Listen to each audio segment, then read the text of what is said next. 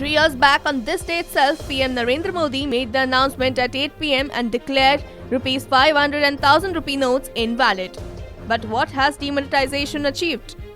The demonetization scheme, which was originally made to filter black money, reduce cash flow, curb terrorism funding, has been deemed disastrous.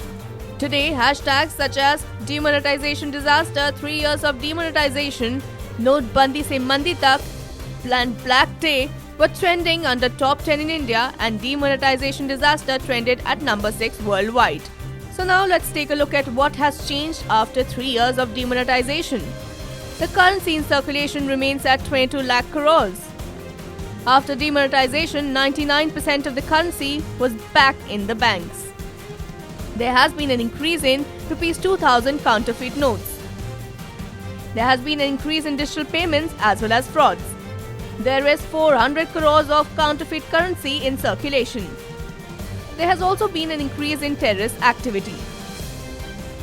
Nirmala Sitharaman, while presenting the Budget 2019, said the Modi 2.0 cabinet is all about making India a $5 trillion economy by 2024. But what is the truth behind $5 trillion economy? The ratings agency Moody's downgraded India's economy ratings.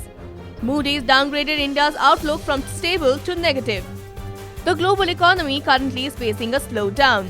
RBI has sharply cut the FY20 GDP growth forecast to 6.1%. CRISIL has also cut the GDP growth to 6.3% in fiscal 2020.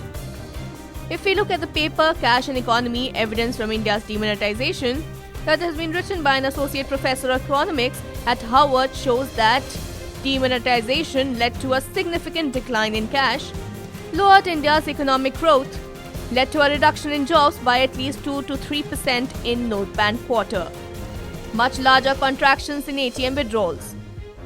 Economic activity declined by 2.2% in November and December 2016. However, after 3 years, politics rages on over demonetization, with Congress President Rahul Gandhi terming demo a terror attack, blaming demonetization for taking many lives, wiping out lakhs of small businesses and leaving millions of people unemployed. Even West Bengal CM Mamata Banerjee lashed out at Modi government over 3 years of demonetization. It seems that economic slowdown has been the biggest negative impact of Modi government's demonetization.